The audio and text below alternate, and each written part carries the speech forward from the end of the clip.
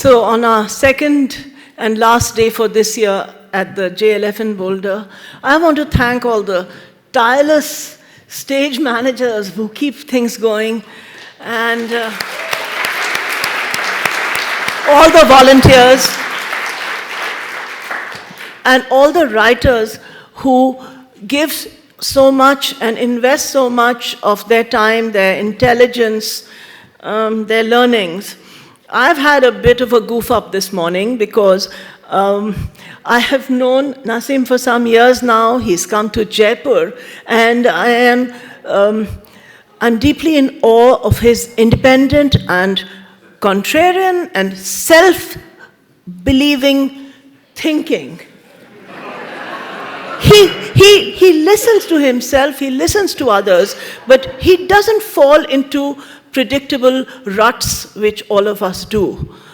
But he is such a difficult person to introduce for somebody whose discipline is literature and translations, that I was hesitant to do it. And so we had many back and forth emails about how exactly I should position this for an audience who possibly knows a lot about him. And then, with the serendipity that happens in beautiful festivals like this, we had the wonderful Priyamvada Natarajan, who you heard here yesterday, and so we have an interdisciplinary conversation. And that is the point of both their works, that they talk across disciplines with, Oh, wow. I got a printout. I'm a printout paper person. So, let me begin by introducing Nassim very, very briefly, because we all want to get on with the listening to the conversation, and then Priyamvada. Nassim Nicholas Taleb spent 21 years as a risk taker and a quantitative trader before becoming a researcher in philosophical, mathematical, and mostly practical problems with probability. He's the author of a multi-volume essay, The Incerto, The Black Swan, Fooled by Randomness, Anti-Fragile, and Skin in the Game, which covers broad facets of uncertainty. It has been translated into 36 languages and sold more than 5 million copies. And I can tell you that he is a bestseller in India as well, in all the best-selling charts, whatever happens. In addition to his trader life, Taleb has also written, as a backup of the Incerto, more than 50 scholarly papers in statistical physics, statistics, philosophy, ethics, economics, international affairs, and quantitative finance, all around the notion of risk and probability.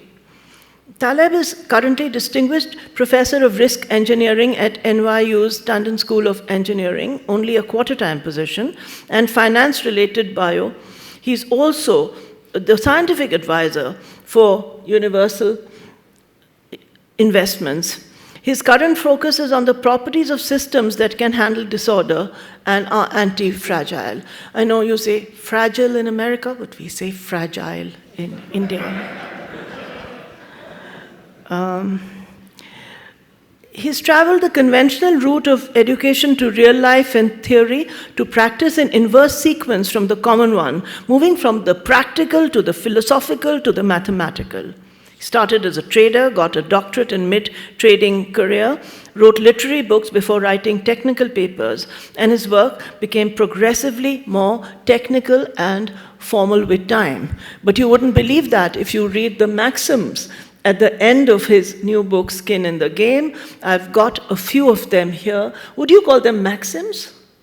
Whatever you want. All right. You can call them whatever you want. And many of them are provocative and ring true. No muscles without strength. Friendship without trust. No opinion without consequence. No change without aesthetics. This particularly reaches out to me. No fluency without content. And sadly, we do encounter a lot of fluency without content. No decision without asymmetry. I don't know. Science without skepticism. Religion without, and these all have no before them, so no science without skepticism, no religion without tolerance. I think this is very good way to get us started on the conversations that's going to follow, I want to pay special tribute to his stubborn integrity. On the Fooled by Randomness website, he specifically states, please refrain from offering honorary degrees, awards, listings in 100 most whatever, and similar debasements of knowledge that turn it into a spectator sport. And when he has come to Jaipur, and on this visit, we at the festival deeply appreciate that he has insisted on paying for his own ticket and his own stay, though he has, I think, had lunch at the author's lounge.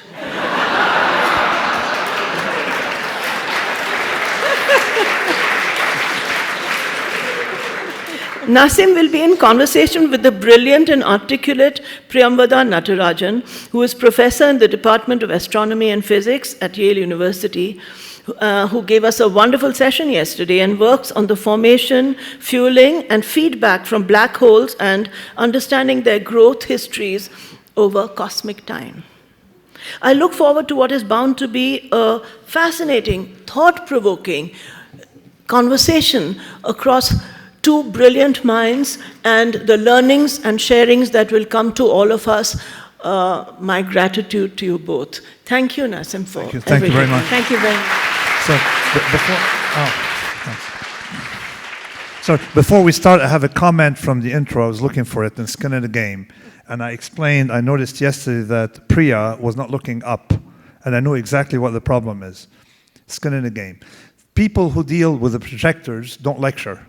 Okay, and people who lecture don't work on projectors. So I hope the people who get the projectors can lower the projector, all right, and put more lights on the audience. Okay, please, all right. So more light on the audience so we can see the faces. No, yeah, that works better. Much no, better. okay. So now you get the point of Skin in the Game. But those who do something don't know the consequences and don't pay for the. Okay, so I guess I'm really excited to have the opportunity to hear you talk about your work and to share how you think. So I would actually refer to you as a systems thinker, someone who has a very broad view and a grasp of the details simultaneously, and therefore one who can therefore diagnose the pitfalls and not only how we frame problems and challenges, but also, as a consequence, how and where we look for solutions. So could we start by you just telling us a little bit more about your background, in particular, how you write? Okay, great. So let me start. This is a literary conference, so asymmetry, randomness, probability, all these things are fatiguing on Sunday. So let's talk literature. Right? And let me tell you, I wanted to be a writer from maybe started the age 13, but the problem is I was not imaginative enough, so I didn't know what to write about. But that was the idea.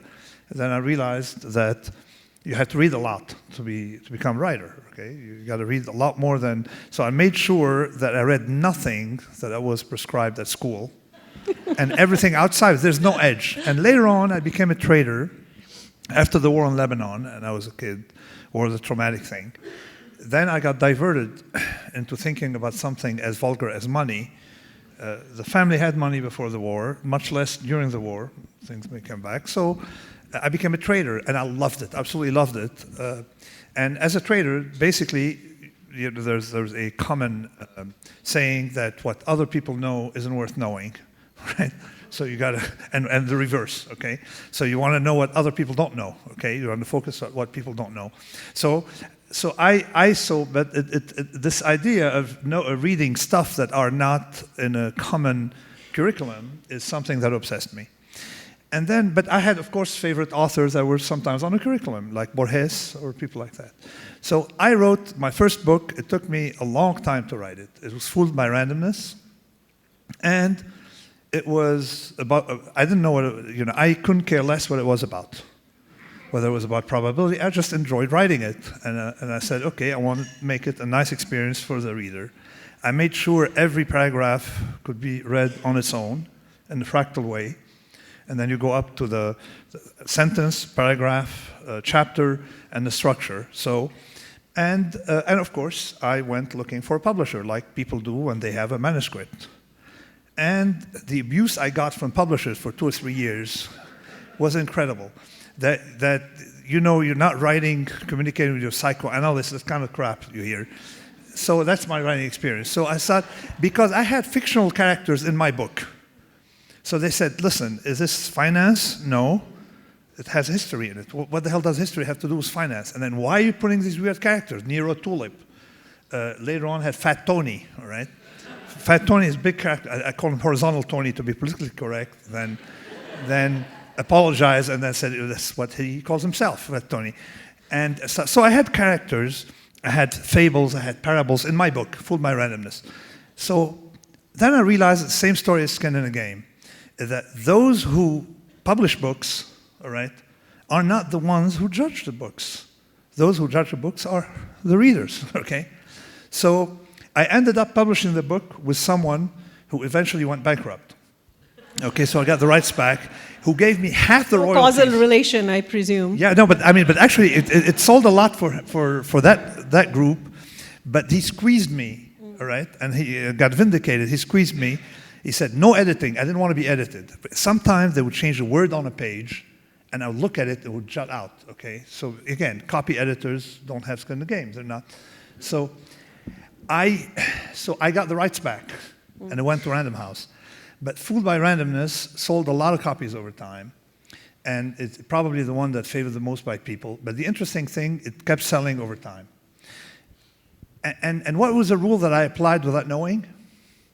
It's something I'm going to call the Lindy Effect that I discovered later. What's the Lindy Effect? There's a restaurant called Lindy's, had cheesesteak so horrible that I went bankrupt the day my book was published, Skin in the Game. That discusses in details, in the last 2 books I talk about the Lindy Effect. And in short, it's as follows. At Lindy, the actors would show up at Lindy, you know, unemployed, actors are usually unemployed people most of the time, as you know.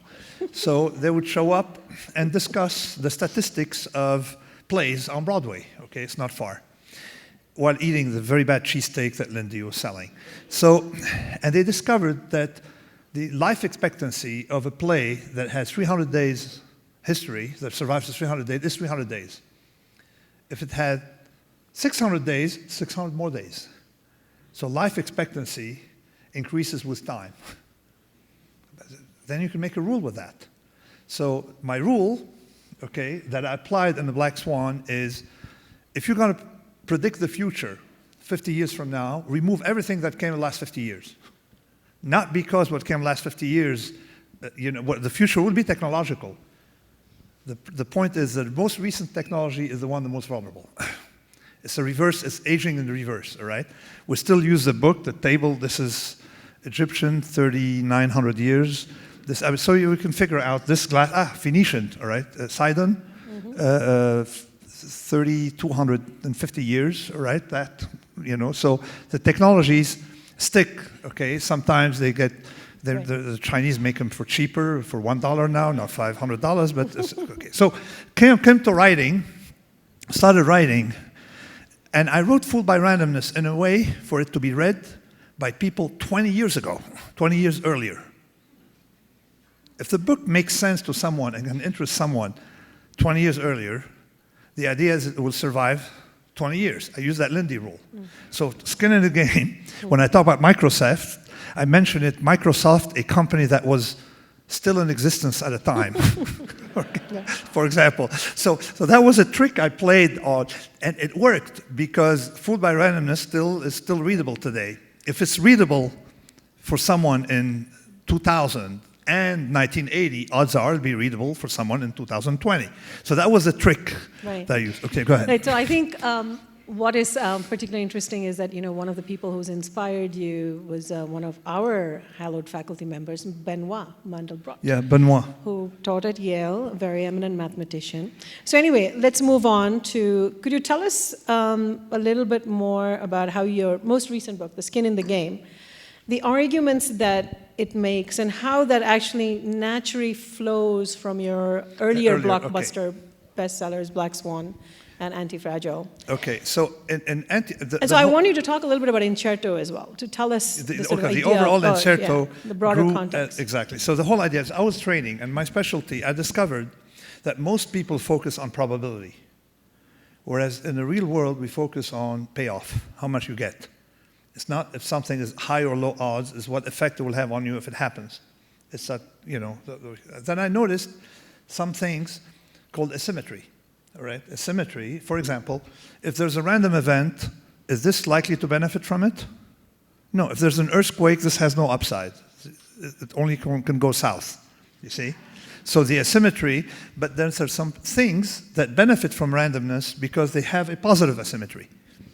For example, scientific research, you're searching, you do trial and error. It costs you very little when you're wrong, and when you're right, you can make big. All right? So that's the idea pervading how to handle randomness, how to deal with uncertainty. And the way I describe the uncertainty in here is, I said, a very idiosyncratic book. I say investigation of opacity, luck, uncertainty, probability, human error, risk, and decision-making in a world we don't understand, okay?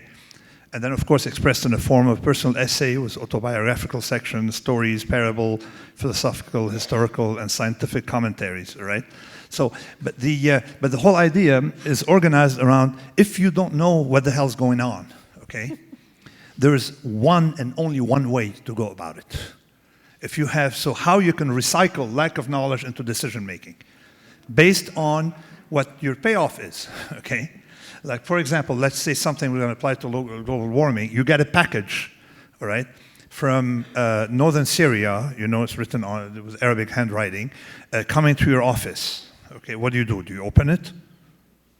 No. Do you have evidence that it could be, harmful to you to open? No, you don't have evidence, but you don't want to run that risk. Right. Okay, so it's the same thing with climate. We have uncertainty about climate. The more uncertainty you have, the more conservative you have to be, regardless of the science behind it. Right. Okay. Listen up, all those people, right, who don't believe in climate change. Sorry? All the people who don't believe in climate change should listen to I this say argument that you're the more making. uncertainty there is, Right. I may not believe the math, but the more uncertainty there is about the world, the less you want to mess with it, okay? Yep. So if I'm uncertain about what's in this water, don't drink it, okay? So the decision is very asymmetric. So that's the whole idea of how to deal with uncertainty. And so that pervades. Now that asymmetry, of course, can explain how we advance, okay, why technology, how it advances, because by tinkering, trial and error, you have an asymmetry, big gains and small losses and stuff like that. And there, skin in the game actually is about skin in the game, hidden asymmetries in daily life. About the greatest asymmetry is when someone makes the upside and someone else, namely society, or someone invisible, the taxpayer is someone invisible in that story, pays for the downside. Mm-hmm. So let me describe it with something I call the Bob Rubin trade. I name names, which is why I have a lot of enemies. I enjoy having enemies. So Robert Rubin was a Treasury Secretary under Clinton, and then later on became vice chairman of Citibank. He collected $120 million in compensation over 9.5, 10 years.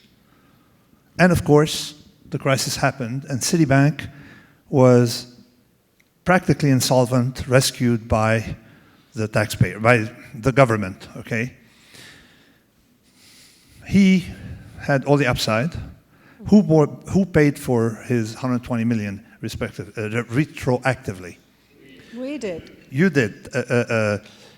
Spanish, there's a team, Spanish grammar specialists, all right? Yoga instructors.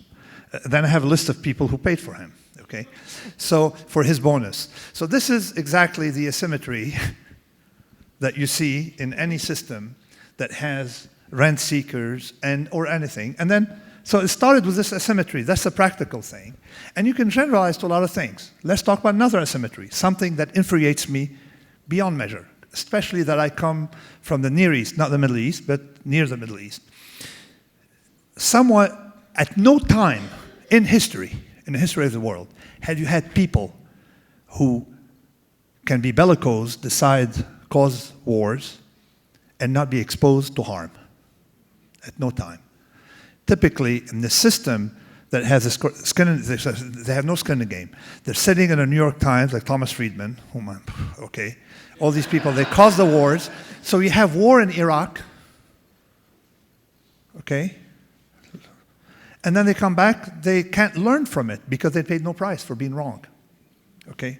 That is skin in the game. Lack of skin in the game, we had warmongers who weren't warriors.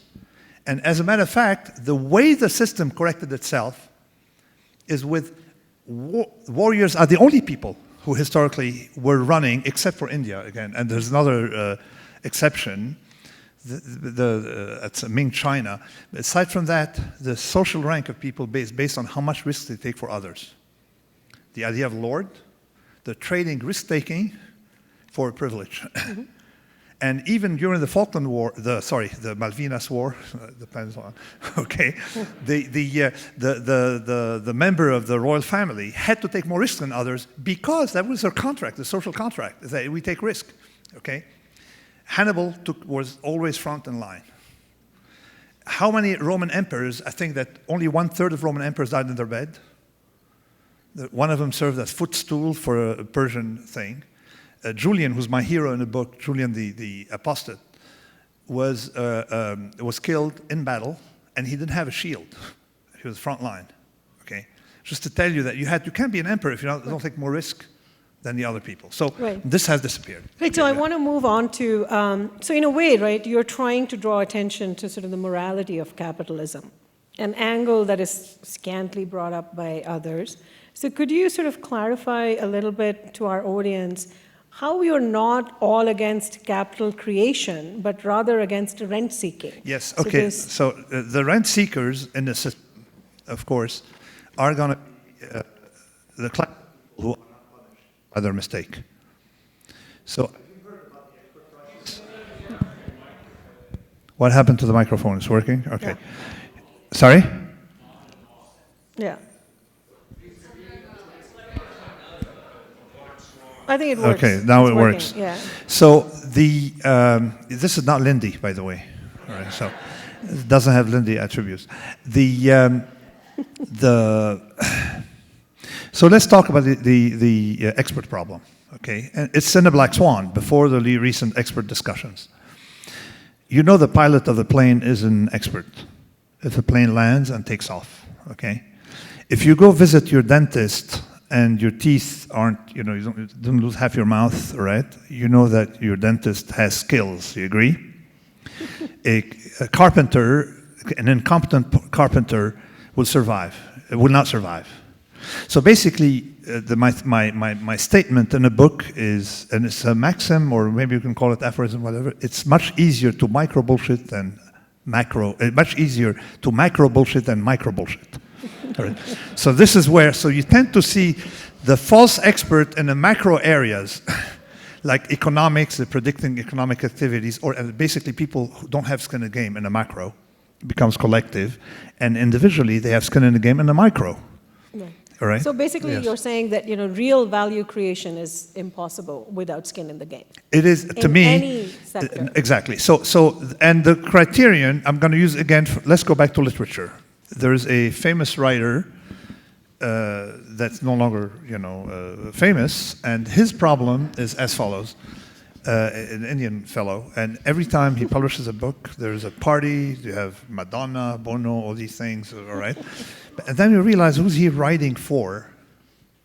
He's writing for his editors, the system. And let me give you an anecdote that's in skin in the game. A friend of mine, a former trader like me, decided, like every former trader, to get in trouble with investments and picked the place to get in trouble with, the restaurant industry. So he invested in restaurants. Restaurants in New York are very competitive, as you know. So there's an award given to restaurants.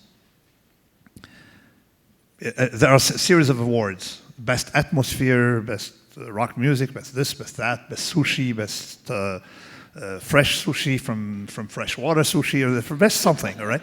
So you have all these best of this award, okay, top 3 of this. And then at year end, there is a gala dinner. Most of the restaurants that got awards didn't make it to the gala dinner. Why? Because they were not judged by their market. When you're a restaurant owner, you don't want to impress some award schmuck. You want to impress, that's why I don't like awards. You want to impress, you survive those who pay the bills, the people who the regular, you can't fool them with awards, okay? They want food, all right? So that's a micro, all right? So there, I have the statement that any business where people are judged by peers eventually will rot, will be invaded by rent seekers. And that's what's happening. And I'm not saying this because you're here, because academia, outside of very hard science, is turning into some kind of bullshit production Few, game, right? She says. Sorry? Few, being a physicist, right? No, outside of, sorry? Yeah, exactly, I said, you're not going to attack my field, so few. Sigh of relief. Yeah, or engineering, my field, engineering, you can't really bullshit engineer, but in economics, okay, they have no connection to reality. This is what I call a peer ring. Peer review ring. They start publishing and stuff on this macro this and the equilibrium and nonsense, and they keep going, all right? So they end up knowing nothing, all right?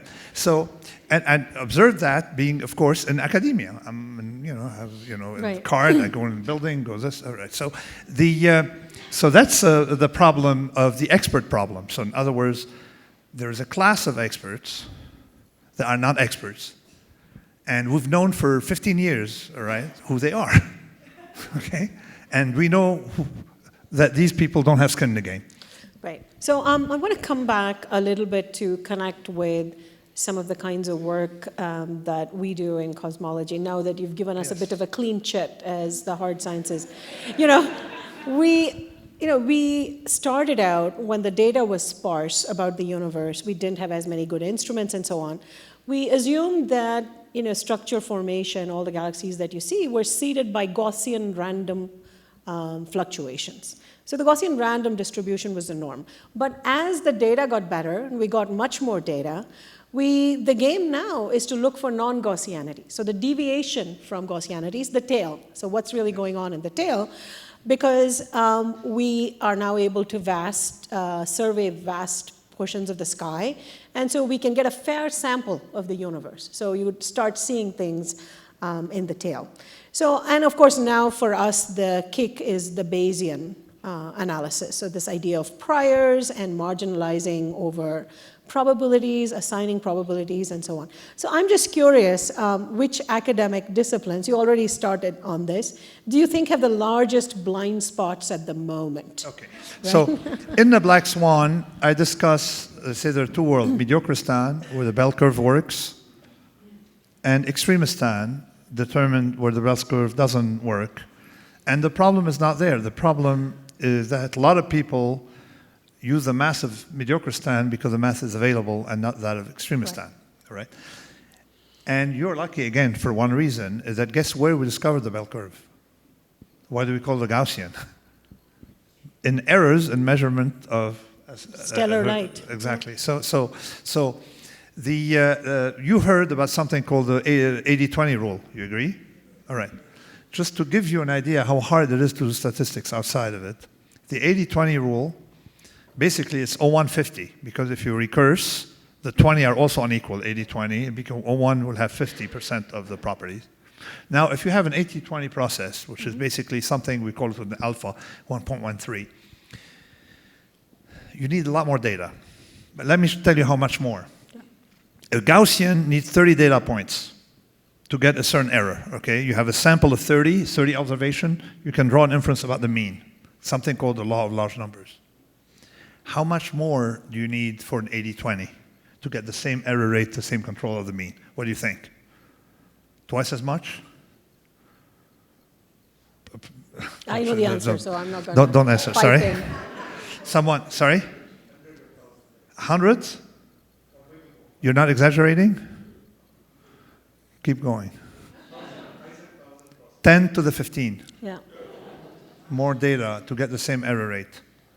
I mean, think about it. No, I think this is really important because, tomorrow when you read a survey done of 35 people that tells you coffee is good for you, and then day after tomorrow you have one that has 54 people, you basically know you should pay no attention to any of these studies. Yeah. So really, these processes. So, And so let me tell you. So I started, which fields are bullshit? I said it in the Black Swan, and I had a lot of problems with it.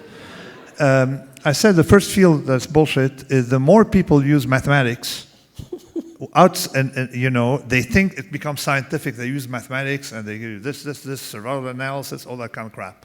All right? It's fake math. Okay? The biggest bullshitters are the economists. Okay? Particularly macroeconomists. The second biggest bullshitters are psychologists. All right? Now, there is now a p-value crisis, all right? And just there is a replication crisis. There is a replication crisis.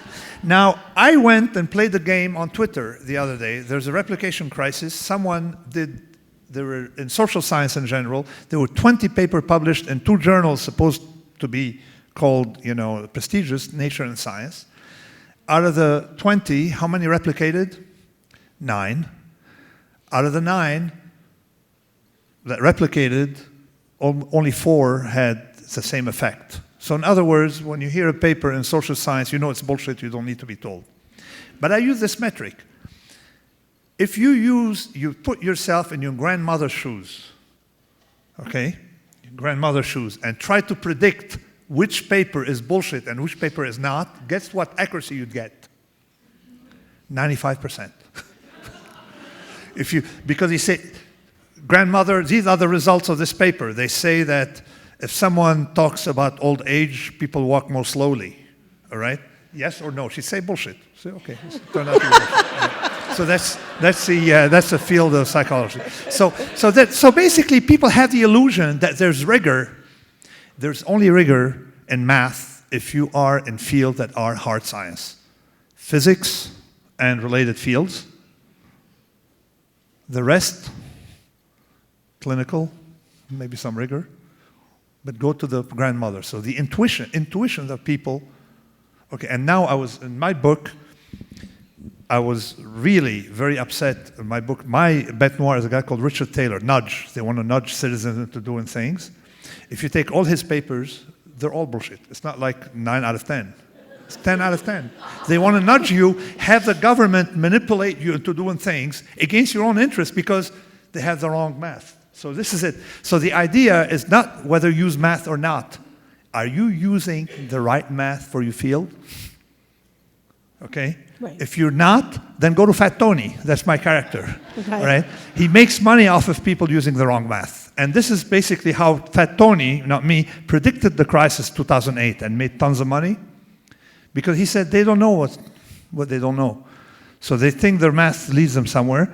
So I'm going to take their money. And Fat Tony in my book, Anti-Fragile, took their money. All right? Yeah, so I mean, I want to sort of move Actually, into it. sorry. Go ahead. Yeah. No, and don't let you, you can imagine who that Fat Tony is also autobiographical. All right, so, okay, thanks. Go ahead.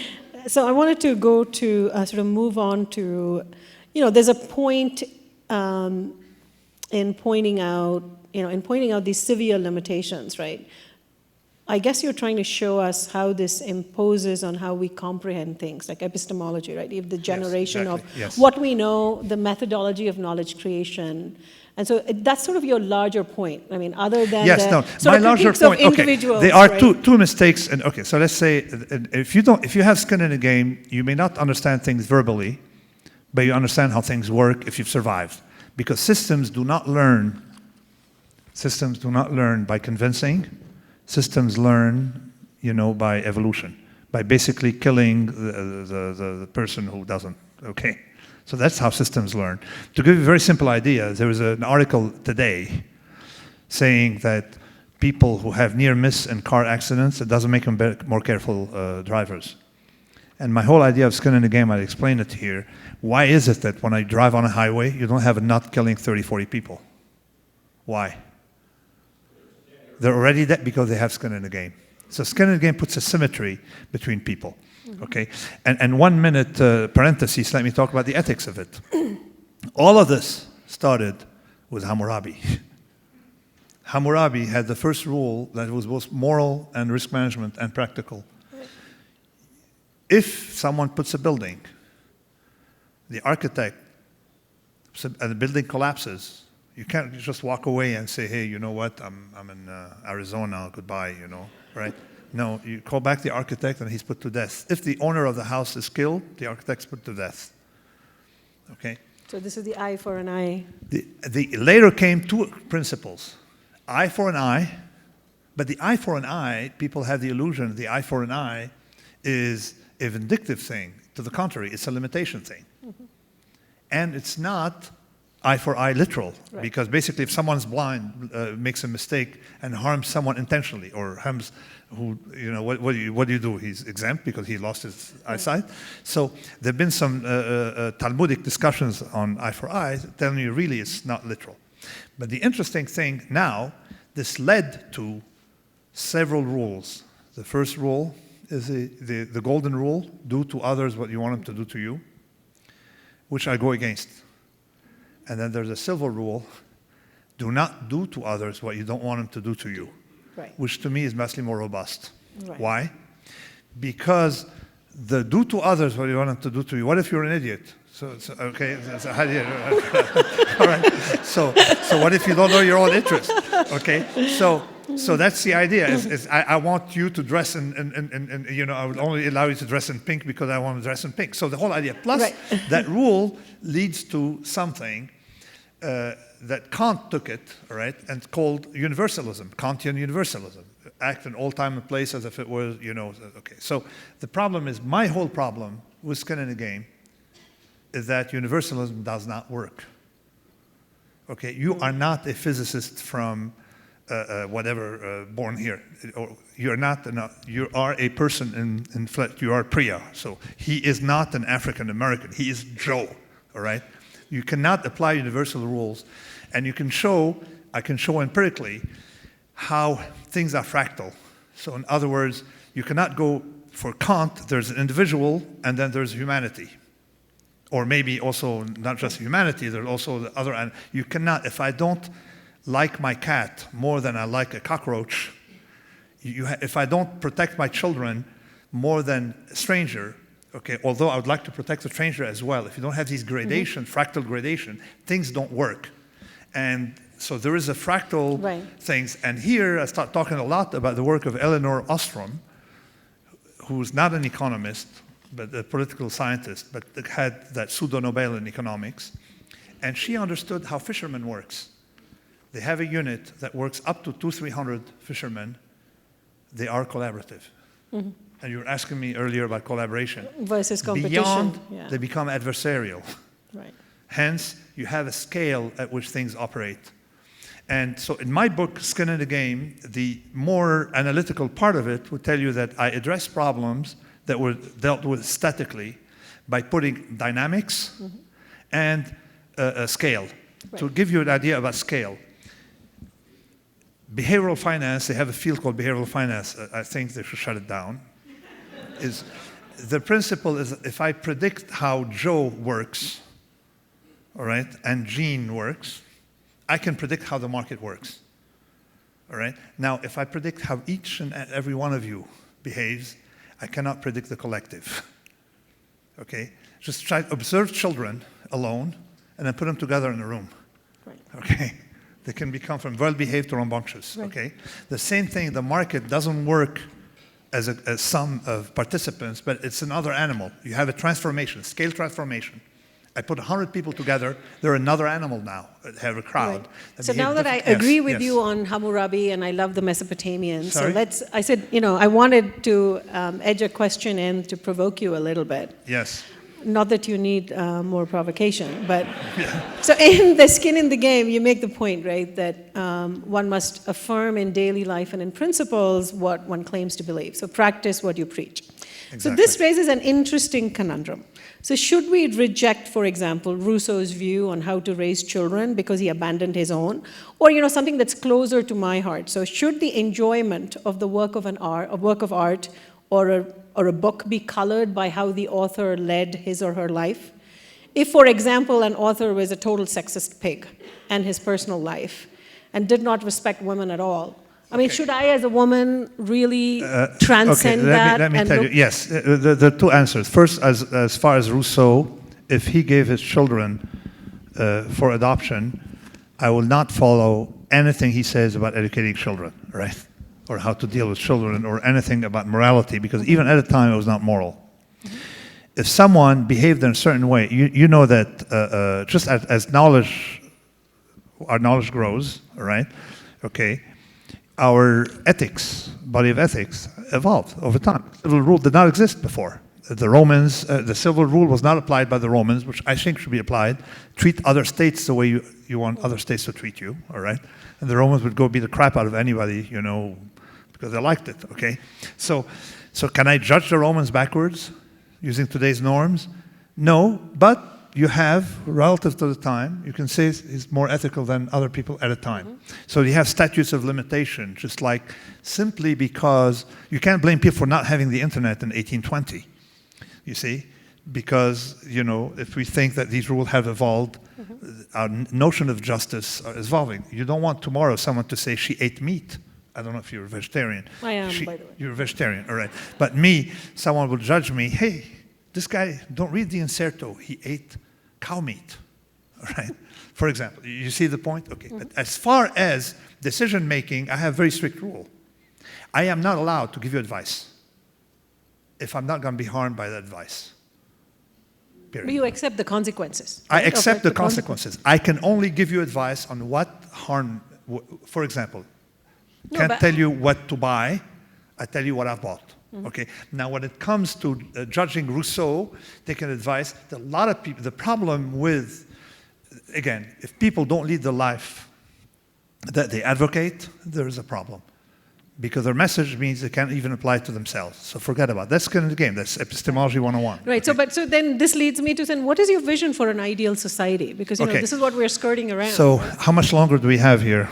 Less 2 minutes. It's Okay, 2 all right. minutes, So an ideal society is a society that's built where no one makes decision entailing others with impunity, period. Okay, if you want, and you can build a society like that, it's called Switzerland. Switzerland is fractal, bottom up. You don't know the name of the president, okay? Because it's decentralized. And the central state's sole job is to remedy things or work on things that, you know, every small little canton, you know, doesn't want to deal with, okay? That's it. It's not a country. It is a collection of cantons. Collection of municipalities at a municipal level. And then the other thing about political systems. I don't believe in right-left stuff like that because I said it. If at the national level, I can be easily libertarian, Republican at a state level, and communist, okay, at the commune level. Okay, you can be all of them. It's just the level of the scale at which you will act, because once we say that there's a scaling, so this is why Singapore works, but not, China doesn't work as well. You see, socialism may work in a kibbutz, but not in the Soviet Union, right? This is where, so the ideal society is one in which the decision of whatever you want to do is taken locally and flows up rather than is imposed from the top. Okay. And also one in which the newspaper journalists, because they're in the 1% of people who don't have skin in the game. So my idea is, my morality is, if you are a public figure, then with it comes more risk-taking. So if a journalist should and not responsibility. And responsibility. I'm responsible to expose fraud. That's a journalist's job. Not to start getting into collective, monoculture, right? You have to stray, and then you see all of them, they lump, and you have evidence that they cluster, all right? You cannot cluster, for example. And there are other things, like, for example, I say, if I don't want to be a public figure, except for things that entail some risk when I voice them. Right. So when I called Rubin fraud, okay, that was something that caused me some problems, all right? So, and then I had attacked Monsanto, it caused me some problem. I'm exhilarated because it gives me skin in the game, because life is about risk-taking, okay? And so that's the ideal society. Right. But before we open up to questions, quickly, is there anything new in the works? Do you have a book? A book? That's, because I think we're all don't tell my public. No, I mean, the inserto is 5 volumes. There is a technical version coming out, and it's done. It's on the web for free. Great. And I'm starting a publishing house for it, simply because Springer wants to price a book at $150, $150, and I want it to be at about 20, okay, in color. So I'm starting a publishing house, a technical book, the volume 1 of the technical inserto.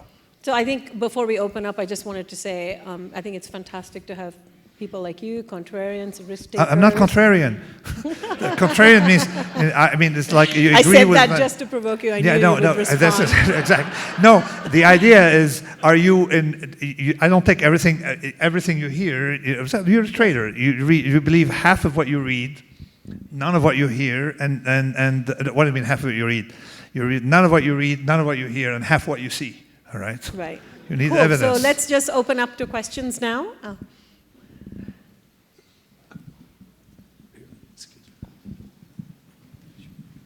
Hi. When you say these people are all fake experts, are you referring to experimental economists like Esther Duflo that do controlled experiments in economics? Okay, people have the illusion that in very complex domains that you can do experiments, that's addressed in the Black Swan, in reduced experiments, and then claim that you can generalize to other things.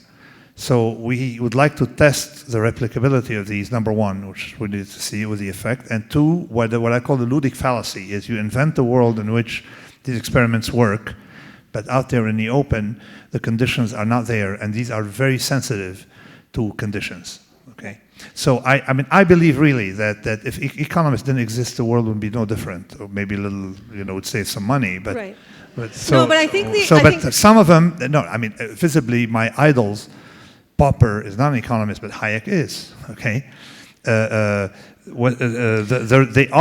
is a rigor in economics that comes from thinking that needs to be retained, but and very robust thinking. So I think like your point Hayek, is really about sort of the robustness and replicability, and I think that's where disciplines and like economics run into trouble, right? And that's where physics has the upper hand. Whether you make a measurement of the acceleration due to gravity in Timbuktu or in Boulder, you get the same answer. Right? Exactly. And then a lot of the regularities you see turn out to be not. Right. Microphone, yes. Any other questions? It's off. You see I have to cover my eyes. So what do you think about the platinum rule, which sounds like do unto others the way they want you to do unto them? To be honest, not much, because the problem is, if people want to do something for themselves, they should bear the consequences themselves. And I should not have the guilt later on of having inflicted. I saw some economist played with the thing. Right? So I shouldn't bear the guilt later on of having inflicted some damage to others. So I don't know. I mean, it's the same thing with finance. I encountered that situation where people want me to do something for them that I'm doing for myself, and you lose money. I feel guilty. But if I'm doing it to myself as well, I don't feel guilt. Any other questions? Oh, there are many hands. So Hi. the rule is we have equality in genders and the representation of the question, but also in hair. Okay, that given that bald people, most people are prejudiced against bald people. All right, so we have to have some kind of privilege by getting, all right. So. Hi, I was just wondering what you think we might be able to do to help each other. Maybe for some psychologists the intention would be to decrease suffering, but I appreciate what you shared about how it's not always effective. So what do you think we can do to show up well for each other? The question is the economists tell me how we could do something better. I tell them go start a bakery or something like that. So, and when young people say, how can I make the world a better place? They always come back to me with some idea of NGOs and have some evidence, because from data that we're getting now about UN behavior, that a lot of these NGOs, there are a lot of rent-seeking that take place in the NGOs. So it starts off with good intention, and then anything rots after a while. So, and I tell young people, tell them, do three things. Start a business, take risks, We need you to take risk for society, all right? Because society cannot advance if everybody wants to get a salary from an NGO. So take risks, that's the first one. Second one, do not signal your virtue.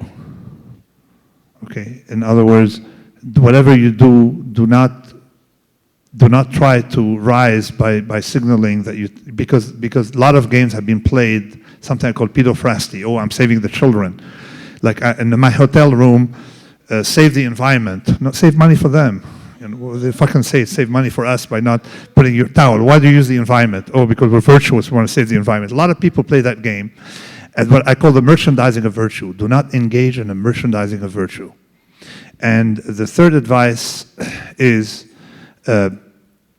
do not help people who are in a zero-sum game. Okay, because the whole problem is rent-seeking is a zero-sum game. When someone gets a Nobel, when you're going to get the Nobel, 500 people will be very upset. Okay, but if you made money, a lot of people are going to be happy from it. You see, this is where you have to increase the activities well, because you're going to be spending that money. Exactly, you're going to be helping the economy, making money. You're going to spend it. You're going to do things with it. Plus, when we talk about inequality, so the metric, we didn't get to talk about inequality. Can we talk? We have a few seconds. Inequality is misunderstood. If you take the billionaires in America in 1982 and 2012, only 10% are on the same list. 10% of Americans spend 1% on the top. 10% of Americans will spend a year in the top 1%. And 60% of Americans will spend a year in the top 10%, at least. So you have turnover. But if you look at societies like France, Italy, they seem to have less inequality dynamically. Aesthetically, they seem to have less inequality. But if you're a French person who graduated from ENA, your life is, that's the inequality that's horrible. Right. So the rule also that comes with it is if you are a large corporation or a person, you have to be subjected to bankruptcy. In other words, that's how you make the system work. And effectively, people complain about concentration of large corporations in America. The life in the S&P 500, when I was a business school student, 1980-something, very old, was 60 years in the S&P, the average life of a company in the S&P 500. Guess how long it is today? It's close to 10. Okay, like 11 measured, but you know, if you adjust, 10 years. So that is, to me, that's good. In other words, that's progress. People at the top, because people don't understand that the system cannot work if everybody gets to the top. You want people to be displaced. You want academics to be detenured. Right. You want circulation. You want, as the French say, call it place aux autres. And the French do it by basically no civil servant can stay there after 65, right when they start to understand what's going on. Basically. Why? Because it's simply to make the system rotate, out of fairness of it. But you cannot have systems. So this is where when people talk to me about rent seeking, you can spot the rent seeking immediately with these metrics of the same, of people not coming down. In other words, a fair system is a system that will make Google go bankrupt, okay? So that's a fair system. Someone there. So he seems to be very excited. Yeah. Do you just want to shout your question and I can repeat it on the mic, maybe? Oh, okay. It made its way. So I had this strange thought that the people that have, in terms of risk, the most skin in the game would be a bank robber, for instance. Would be whom? A bank robber. A bank robber. You know, it doesn't mean, okay, the thing is, skin in the game is necessary, all right, but not sufficient. Okay, so and let me, this is, let's put it this way. I debated a fellow I despise. His name is Larry Summers. And because he basically fucked up the system by having, every mistake in the book he made it, okay? So, and Larry Summers was sitting down trying to make me look like my idea of a skin in the game is to replace everything else, okay? And everybody, he manipulated it, okay, into, no, skin in the game is necessary, okay? It's not sufficient, because then you can say that bank robbery or criminal has skin in the game, okay? I have a question. Sorry, there's someone else, because we have to rotate. The lady here, there's a lady right here. She was, okay. I have a quick question. I haven't read any of your books yet, and I'm wondering which one I should start with. Skin in the Game, I'd say the last one, but the hardest one to read is Anti-Fragile. And that's the one because it's about how systems love disorder, all right? And how systems need disorder, so I prefer Anti-Fragile, personally. If I had to read something, I'd read Anti-Fragile. I don't read myself. Black Swan, if I may. I don't like Black Swan. Okay. But the Black Swan is a book that because the image of that vivid image, the bunch of people who didn't read it start talking about it, all right? So, I said she's going to read it, right? And let me tell you what I did after the Black Swan. The Black Swan was clear. You know what's going on by looking at the table of content. So Anti-Fragile, I started, the chapter titles are like made in such a way as to nobody can ever figure out what the book is about from the table of content. Okay, so that is... No, but I think, are you saying that Black Swan was like a brief history of time? Like everyone wanted to buy it so that it was on the shelf. Exactly. It's sold. Very few people opened exactly. it. But Anti-Fragile is actually read, and you see people, come. And then my idea also of a book is not a newspaper article, and it's not scientific paper. A book is an experience. So it's idiosyncratic, and of course, editors don't have skin in the game because they're interested in the beginning. I'm interested in survival, so it's an experience, all right. So I think that with time, over time, it got more unconventional. So I became more aggressive, and like skin in the game is the latest. But Fat Tony is not present in skin in the game. So Fat Tony is in. We'll come back. I killed him at the end of Anti-Fragile. Right? I wanted to get rid of him. And guess what? I regret it. Okay, the last two questions, they've both emphatically had their hand for a while. Okay. Yeah, very quick questions, please. I take your point that Citibank should have failed. I didn't say Citibank should have failed. Oh. I said Citibank, the problem is we financed Citibank, okay?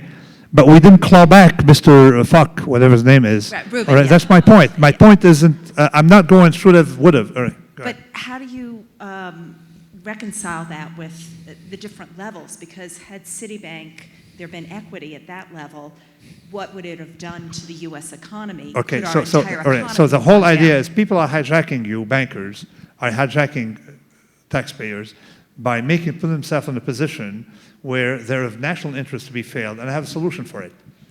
If a firm is to be bailed out, okay, should it collapse, then all of its employees are civil servants, okay? And the chairman cannot pocket 25 million if we're going to bail him out later. So that's the rule. Right. You can bail out the firm, no problem, but it is government agency, because effectively Citibank is a government agency, right, paying, or Fannie Mae, who paying executives $30 million. Explain, all right? Right. So that final question from the bald person. Yeah, he has no hair, that's good. And he has a goatee with no hair, yes, yeah, okay, very good, very good. So we have a good representation of... Thank you. Thank you for some equality here. Is there anything in the work of Paul Krugman that you agree with or admire? Okay, let me tell you something about Paul Krugman, right? When I did Anti-Fragile, if anybody knows anything about mathematics, nobody would grant him that Nobel. And I told him, right? I mean, he said, oh, well, you know what, I don't quite know this. What the fuck? His authority comes from a Nobel on something to do with international trade, that if you make one parameter that's fixed, random, okay, the things reverse. So that's to start with. So when you have that thing, I think that Krugman is a nice journalist, okay, who doesn't have skin in the game, and he gets almost everything wrong. So that's what I have to say. But the point is not whether you're wrong or right or wrong. It's just like the point when a soldier is not, the point is, if you have scars, or if you let other people get your scars. Okay, Paul Krugman is a person who never has scars. So to me, he's one of those, to me, the evil in society is represented by people who don't have scars. Okay, that's the evil in society to me. Because your cab driver will have scars. If there's an accident, he risks his life driving, all right? And actually, you know, when you drive 1 million miles a year, that's a lot of miles. Okay, so he has 8 times the probability of, 1 million miles, no, I know, a cab driver has multiple times the probability of dying on the road than another person, okay? A lot of people take risks. What the fuck does Paul Krugman do? Just like make statements that are unempirical, okay, and survive because, you know, that class of people, you know, just like has wrong metrics. Right. No. So anyway, let's wrap up and say that one thing that we can all get behind what you've said is that life is not a zero-sum game. That should not be a zero-sum game. Yeah, and that's the way to think about Exactly. it. Should not be. I mean, you come from India, and I've noticed countries like America, and a lot of things, or Switzerland. In Switzerland, people wanted to cap salaries of executives. It didn't work, but they're close. Salaries, it didn't work, but they thought about capping salaries of executives, but never salaries of entrepreneurs. Okay? So they detected the difference between these two categories, you see? But there are a lot of countries, where any country in which being a politician brings prestige is not a zero-sum game. Okay? That's a nice heuristic. It works 90% of the time. Right. Okay, great. Thank you, everyone, for being Thank here. you. Thanks a lot. Thank you, I'm very Nicholas. honored. Thanks.